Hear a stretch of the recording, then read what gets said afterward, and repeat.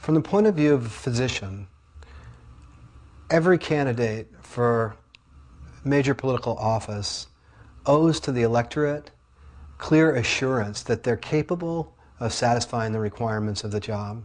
It's just a matter of when someone applies for a job like the presidency, you sacrifice a little bit of your privacy, and you have to make that decision. You don't have to apply for the presidency, but if you do, then we're going to want to know how healthy you are. And I suggest that we hold him to releasing the entirety of his medical records so we as the American people can make an informed choice as to his capacity to actually satisfy the requirements of the job.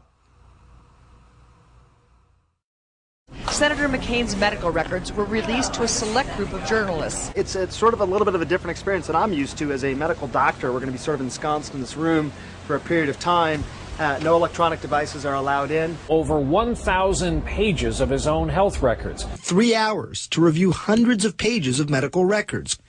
A daunting task, even for a doctor. No copies can be made of McCain's records. There's no internet or cell phone use allowed in the room. He's running for the highest office in the land.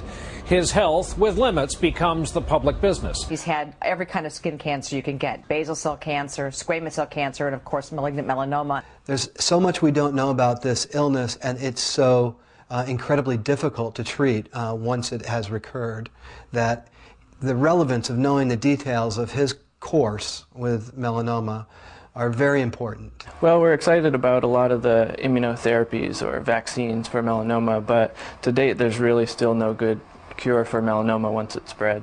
So these are the survival curves of patients with melanoma over 15 years that were produced by the American Joint Committee on Cancer Staging.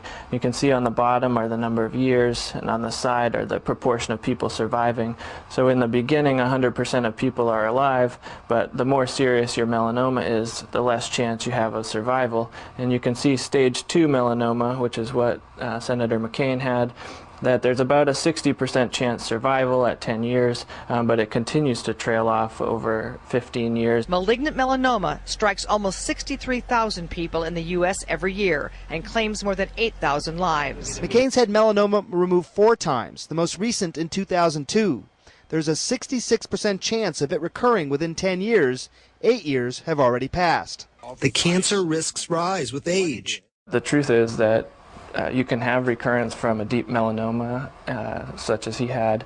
As many as 20 years later, you can have a recurrence. And so those statistics are known, and we should just know the absolute details about what his chances for survival are. So if he was to have a recurrence in the course of the next few years, the treatments are so difficult and so toxic that during the time he would be undergoing potentially life-prolonging treatment, he would be disqualified and incapacitated from fulfilling the responsibilities of a public servant.